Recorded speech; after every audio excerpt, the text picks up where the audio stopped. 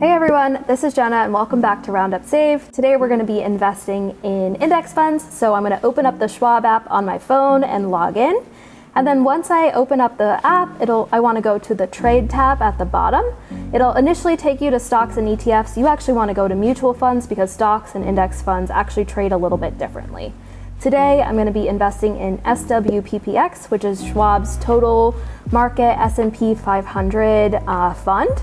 And then once I've entered in that symbol, I want to click buy and then enter in the amount. I'm investing $1,000 and I want to make sure that my capital gains and dividends are reinvested. So the money that I earn on those index funds get reinvested into the index fund again to make sure that I'm getting that compounding. And that's pretty much it. Once I hit place order, it'll either be processed the current day or the next day. And it's as simple as that.